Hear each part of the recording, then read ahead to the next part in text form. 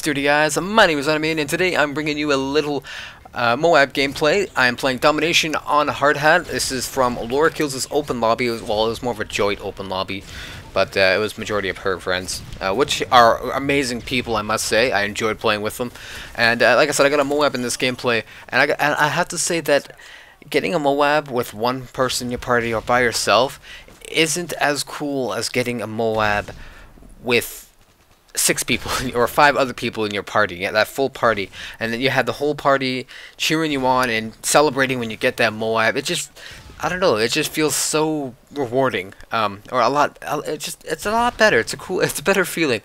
But anyways, I was at work the other day, and well, work is where I do all of my thinking. It's where I come up with commentary ideas, website ideas, and blah blah blah. And I remembered all these high school stories that I had, back in high school. And I figured, you guys would probably enjoy them. Some of them are really short, funny conversations, or stuff like that. But some of them are long, like this one. And of course, some of them might, even this one might be you had to be there kind of story to find it funny. But anyways, this happened in grade 9. This is my first year of high school.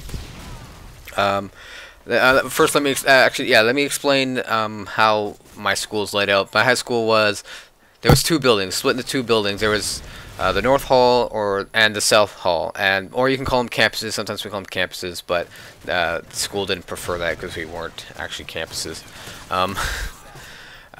Basically, so yeah, there's 2 buildings, North Hall, South Hall. Each had their own cafeteria, North Caf, South Caf. You guys get the idea. North Hall was the more popular hall or building, probably because the North Hall Caf had better food. At least that's what everyone says. Sometimes I beg to differ, but anyways, so the South Hall wasn't very populated. Now, I had second spare. In grade 9, this is unusual to have a second spare. You're not supposed to get a spare until grade 11 or grade 12, but the classes I wanted, I was forced to have second spare, which means I lose out on a lunch. So basically, I was eating my lunch at between 9:35 and 10:53, which is pretty much brunch, which is bullshit. So, well, sometimes my teachers would let me eat in class, depending on the teacher. Anyways, like I would eat in science class. After I explained to them that I don't have a lunch. So this is near the end of the school year. I had a girlfriend. We broke up. None of your business why. I'm kidding, I'll tell you. Basically, she was an immature bitch who wouldn't listen to me, and I got blamed for everything that she did wrong. So, me and Dean, well, Dean decided to skip class since near the end of the school year anyways, and he would join me for second spare. So, like I said before, South Hall isn't very populated, and since near the end of the school year, everyone's out studying for exams anyways, we decided to dick around, and what we decided to do was to take all the chairs in South Hall Caf and stack them and keep stacking them. We want to see how high we can get them, and basically, well, it eventually got to the point where we couldn't stack them anymore because we didn't have a ladder. So like we sit on the one of the tables, and we would stack the chairs, and then we'd take another table and we'd stand on that table, put that table on top of that table and stand on that table and stack more chairs, and basically we got it as high as we possibly could. I mean, there was a couple more chairs, but we couldn't get up there, but nothing we can do about that. The idea of this was to play a joke on the third period lunch. People would come in and they wouldn't be able to get a seat because they can't get a chair because it's too fucking high for them. So that was pretty much the joke there.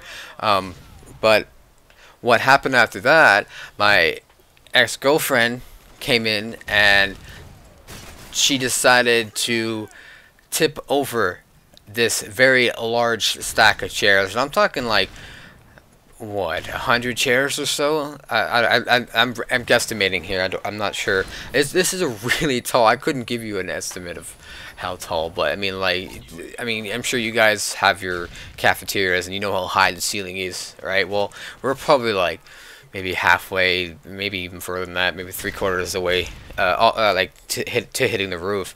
Um, so anyway, she comes in and she knocks the whole set of chairs, stacked chairs, over, and she breaks like 90% of them. She breaks 90% of them, and this is where I'm like, oh fuck, okay, shit's going down. We're all getting in shit. Well, lucky for me, Dean's a great liar. I'm not gonna lie there. He is an amazing liar, and he knows how to get anybody, and he can get anyone out of any situation. Like, this guy should be a fucking lawyer. So basically, you know, I don't know why they didn't call me down to the office. Maybe he lied for me. I never did ask him about that. But they never called me down to the office. They called my ex-girlfriend down to the office, and they called him down to the office.